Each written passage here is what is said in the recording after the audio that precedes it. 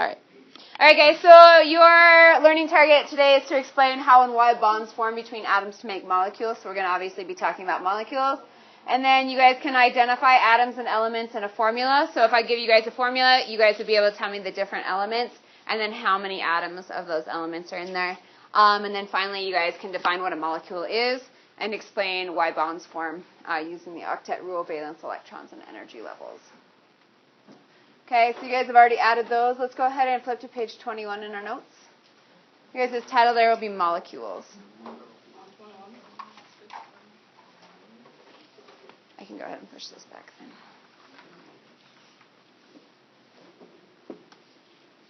So why did it not follow me over here?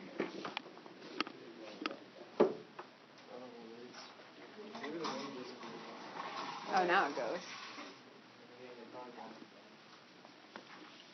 Story of my life. Okay. All right. So molecules. Who can tell me what a molecule is? Buck? Perfect. Yeah. We're going to have multiple atoms or elements. So molecule is two or more atoms or elements that come together to make a new substance.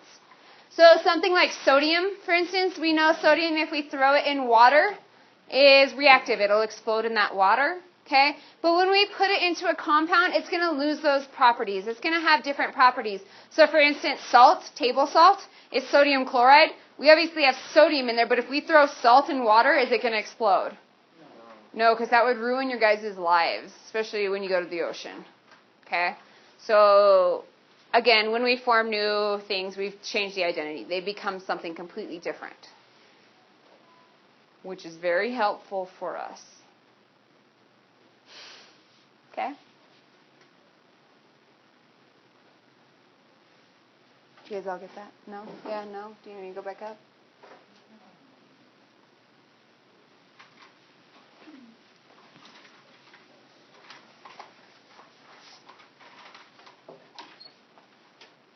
Okay? You guys set?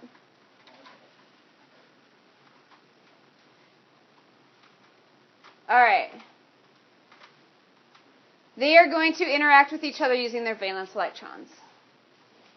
So anytime we form a compound, the reason that we're forming that compound is because we have something going on in our outer energy level with our valence electrons that's forming this compound.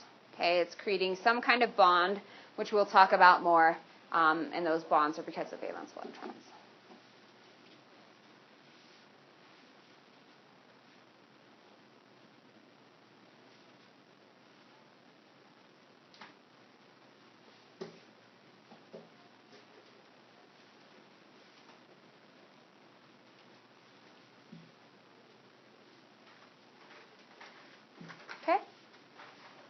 All right, so there's two types of molecules that we're going to be studying. We're going to go into great detail on these two different types of molecules tomorrow.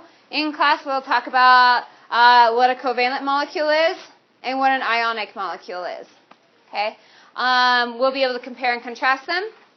But for today, we just need to know that there's two types. Okay. On Wednesday, we'll have a lab. You guys will have a bunch of ionic and covalent substances, and you guys will be doing some different tests on them. To kind of look at their different properties. So one of them will be like, can it conduct electricity? I have this little light bulb apparatus where you guys will stick the solutions under the light bulb. If it has the ability to conduct electricity like ionic compounds do, then that light bulb will light up. Okay?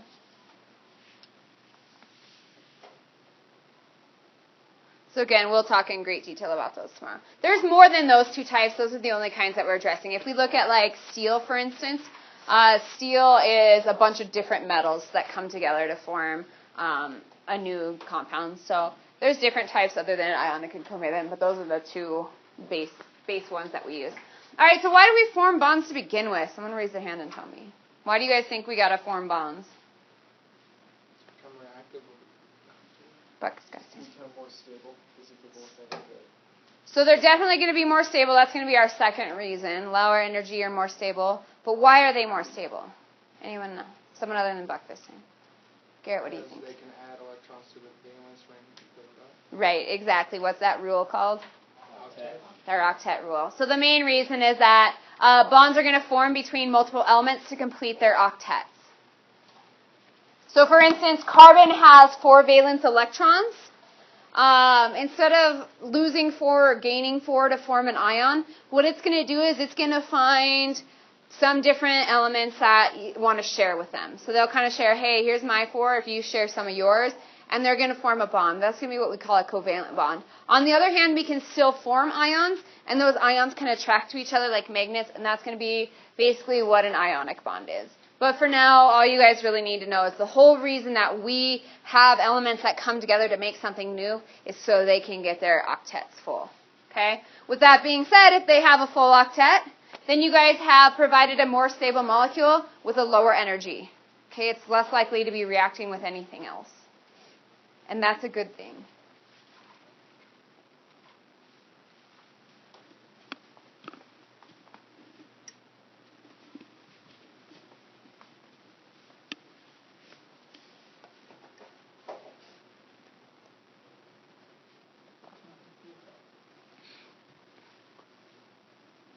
Please tell me what is not cool about this mug. I'm going to try science. This one holds more. I do like that one, though. Okay. You guys got that? Don't tell me my business.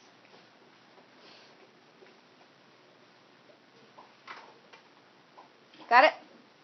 All right. Last little part is you guys are going to draw this. This is the last part on this page. You guys are going to draw a 3 and then H2O, and we're going to talk about what each of those mean, like you guys don't know because it's not listed on the board already for you. Is that like we don't have anything on this page tomorrow? Nope. We'll be moving on to a whole new page tomorrow. Okay? So, the green ones, without even having to see what they are, what are the green ones, guys? Those are the elements. So what elements are in this molecule? We have hydrogen and we have oxygen. Okay? Again, it's really important that you guys make sure to write the symbols correctly. For instance, if you guys are looking at like carbon dioxide or carbon monoxide, and you guys write a big C and a little O, you guys have just wrote cobalt instead of carbon monoxide. Okay? So make sure you guys are writing your symbols correctly. Always check your periodic table. Okay? In orange, we've got this little subscripted 2. What does the subscript tell you? Right, it's going to be the number of each atom. So how many hydrogens do we have? 2. How many oxygens? 1, right? We do not need to write a subscript of 1. We have written the atomic symbol for oxygen, so we know that there's 1 atom there. Okay? Do not write a subscript of 1. Okay? So again, the subscript, sub means below, script is writing, so you're writing below, is the number of atoms of each element.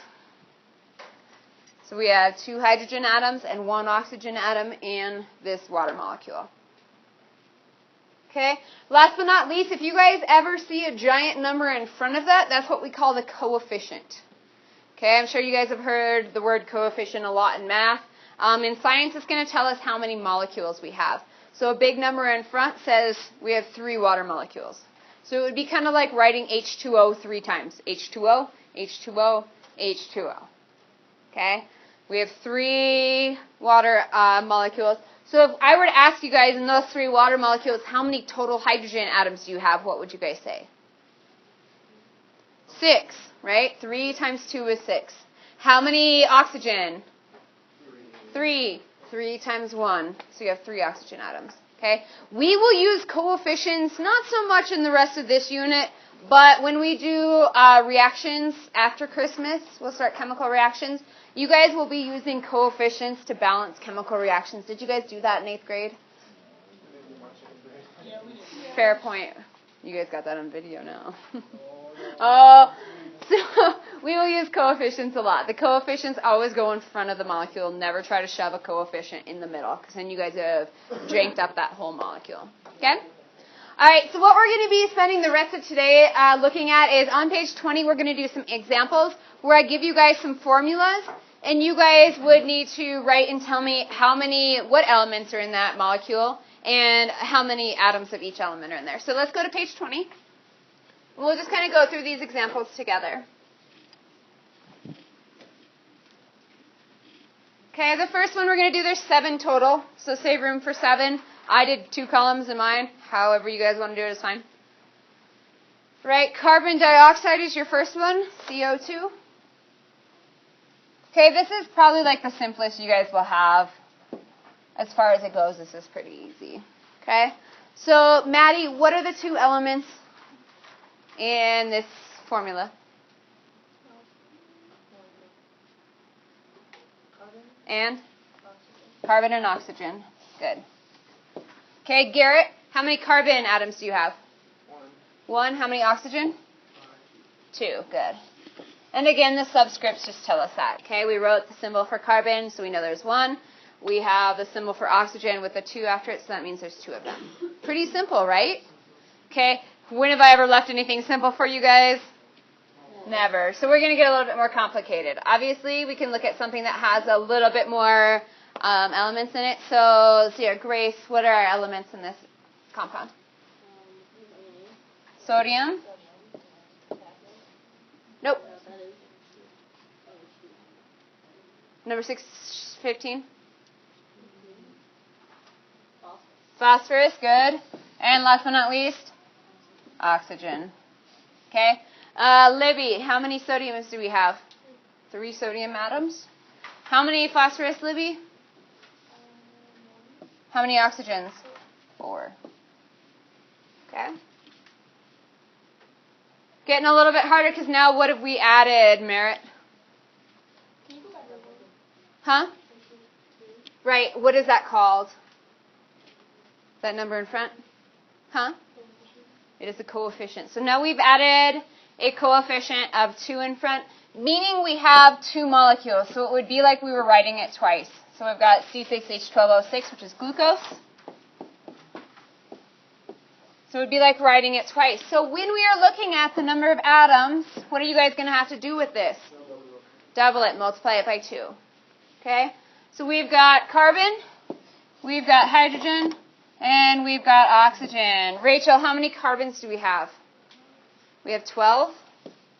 So 6 times 2. How many hydrogens, Ivan? 24. Good. And how many oxygens, Vicente? 12.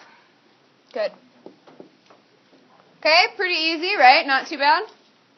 Let's make it a little bit more complicated. Okay, this is what we call a structural formula.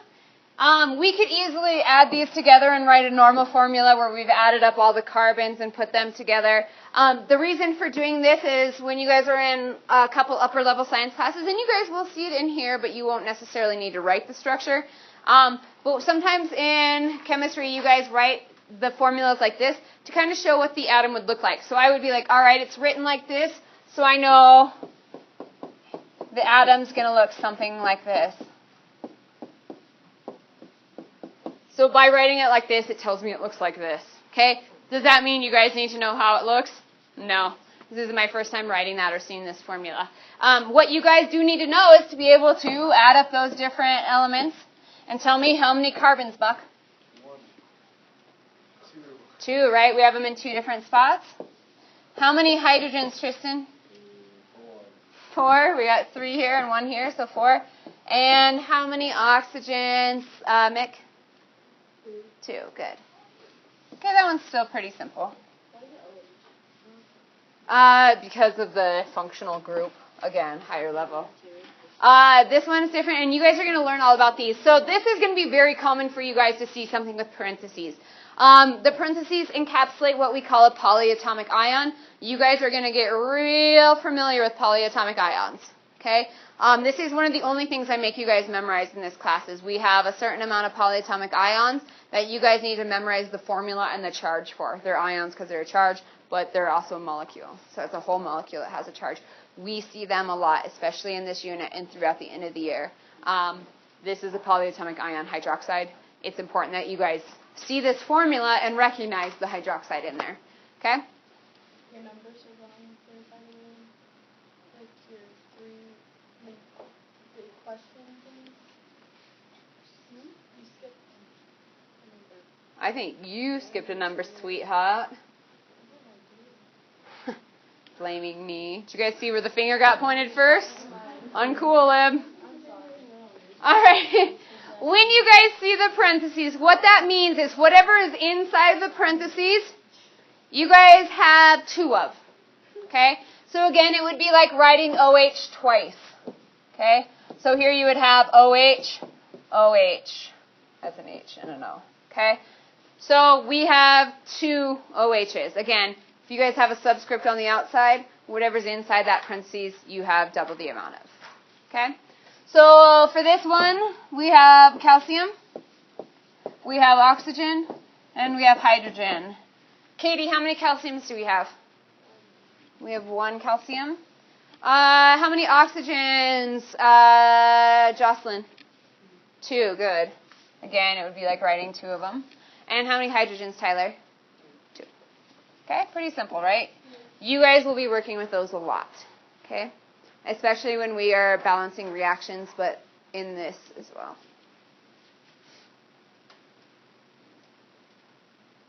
Next one, we got ammonium oxide. We've got nitrogen, hydrogen, and oxygen. Okay, again, we see the parentheses and a subscript of 2, so whatever is inside the parentheses, we have twice as many of. NH, why? It is clearly a 4. You guys are kidding me, right? It looks like you erased it. It's a Y? It's a Y. What? No, it's a 4. Thank you, Buck. I appreciate it. Good Lord. All right, Destiny. How many nitrogens do we got? How do you know I was going to ask you nitrogens? You're awfully sure of yourself. Devaney, how many hydrogens? So I have 8. So again, if we wrote NH4 twice, we'd have 4 plus 4. Or you guys can just multiply your guys' 2 subscripts. Okay, so 2 times 4 is 8. How many oxygens, Maddie? 1. Pretty simple. Okay? Don't you start with me. I'm going to write you guys a check, and it's going to be for like $1 for you guys' graduation. It's going to be a $1 check, but you guys are going to it's going to be such bad handwriting that you guys are going to think it's $1 million. And you guys are going to do like cartwheels all the way to the bank to cash this $1 million check, and it's going to be $1, and who's going to be laughing? Miss Crawford's going to be laughing. Also, I don't get graduation presents, so look forward to that. All right, carbon and oxygen. Just double checking. Al2, parentheses, CO3, parentheses 3. That's Al!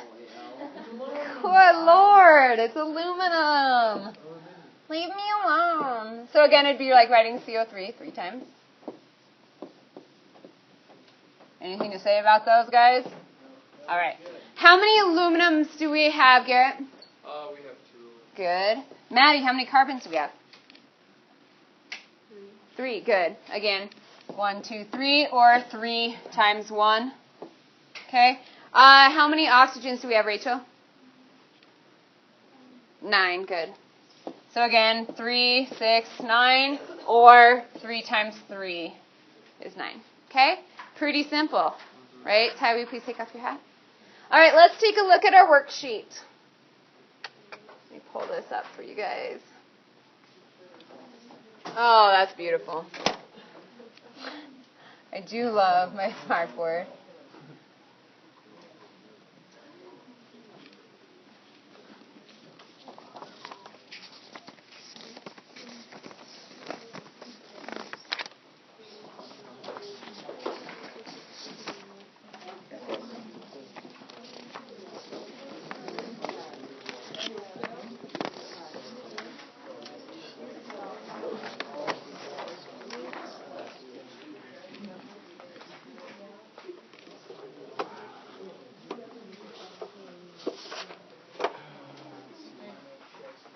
All right, so this is the How to Count Atoms worksheet. Okay, this is going to be due tomorrow. Depending on the time, we had little tech issues, so you may or may not. You guys should have enough time to finish this. Let's just go through the first one together, though. Okay, so the symbol of an element represents one atom of that element. So we're just talking about the symbol and what it represents. So Ba represents what? Barium. So you guys would write barium in there. Okay? I knew that was going to happen. Number 2. A subscript is a number written at the lower right corner behind the symbol of the element when there is more than one atom of the element. Then a subscript is used to indicate the number of atoms. So, for instance, this is what we call a diatomic element. The formula is Cl2. Okay? So, what do we have there then? 2 chlorine atoms. So you guys would write 2 chlorine atoms. Okay? Easy enough? Number 3, a subscript outside of a bracket, or in this case a parentheses, multiplies all the elements inside the bracket. So we have Ca3, parentheses PO4, parentheses 2. So how many calciums do we have there, Grace? 3. How many phosphates, Ivan? Or phosphorus, excuse me. We got 2, so 2 times the number after the P, so 2 times 1 is 2. And how many oxygens, Vicente? 8. Good. Okay. The second number 3. Okay. Not the first number 3, but the second number 3. A coefficient is a number written in front of a chemical symbol and indicates the number of atoms of that element or number of molecules. So our first example says it has a coefficient of 3 and then it has C. So what does that mean? 3 carbon atoms. So you guys are writing there 3 carbon atoms. Okay, so let's talk about that. What is the difference in writing 3C versus C3? 3C's for the whole. Right, either way we have 3 carbon atoms, right? But what's the difference between writing them like this? One is, I mean, if we wrote it like this, it wouldn't mean the same thing. Why? Merritt? They're separate molecules. The second we put a subscript, it makes it a molecule. Okay? These are 3 separate atoms. This is a molecule. Okay, so if we add a subscript, it's all of a sudden a molecule. So like that first example, that second example, I guess, it had Cl2. That is a molecule. Even though it's all chlorine, there's more than one chlorine, and that's our definition. It's either multiple atoms or multiple elements to form a molecule. Okay? All right, next one, or 2NaSO4, which is technically the incorrect way to write that. I didn't make this worksheet. I stole it online. Okay, that's why there's 2 number 3s. I don't make mistakes. We all know this. How many sodiums do we have? 2, right? That coefficient tells us we have 2 NAs. How many sulfurs? 2. How many oxygens? 8 oxygens. Good. Last but not least, a subscript is a number written after an atom in a formula and indicates the number of atoms of that kind in the molecule. So H2SO4, which is sulfuric acid. The subscript of H equals 2, and the subscript of O is 4.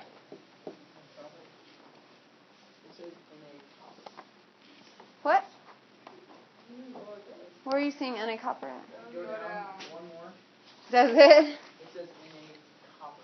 I didn't make this again. I'm perfect. I would never make mistakes like that. Just like that. Put this down. Scroll down. Let's do that. Look at that. So just fix that. Na copper. Go ahead and fix that to sodium. No one else has noticed that today, so bravo. Including myself. Last but not least, let's do, on this example, we're going to do 4PbNO32. Okay? So on this page, the other side, the back side doesn't ask you this, but this page asks you how many molecules. So let's see here. Devaney, how many molecules of PbNO32 do we have? 4, right? How did you figure that out? Right. What is the 4 called? So that's the coefficient. Good. Okay. Lead. So then how many atoms of lead do we have, Maddie? 4. Good. Again, it would be like writing, oh, excuse me, wrong thing. It would be like writing PbNO32 4 times. Okay? And you guys can do that if you choose. That's up to you. Okay, nitrogen. Jocelyn, how many nitrogens are we going to have then? 8. Good. We have, in just one, if we look at just one molecule, okay, We have in one molecule of PbNO3, we have 2, but we have 4 of those molecules, so 2 times 4 is 8. So we have 8 there. Okay. Last but not least, oxygen. So this is going to be a solid number. Okay. Grace, what did you come up with for oxygen? How many there are? Yep. 24. 24. How did you do that? Times all three numbers together. Right. So she took 4, which is the coefficient, times 3 for the subscript of oxygen, times 2 for how many of the NO3s you have. Or if you guys look at it in one molecule, 3 times 2 is 6 oxygens in one molecule, but we have 4 oxygens, so 6 times 4 is 24. So you guys would have 24 oxygens. Okay? On the back side of this, you guys are basically doing the same thing, only it doesn't ask you guys how many total molecules you have. So you would write the full name. In this one, you would write potassium. This should be good practice for you guys to practice your names and symbols. So write potassium. Make sure you guys write the correct thing. And then the number of atoms, too. You guys will do that for the whole element. How many total atoms did you guys have in that? So you'd add up these numbers. Okay? Any questions? All right, cool. That is due tomorrow.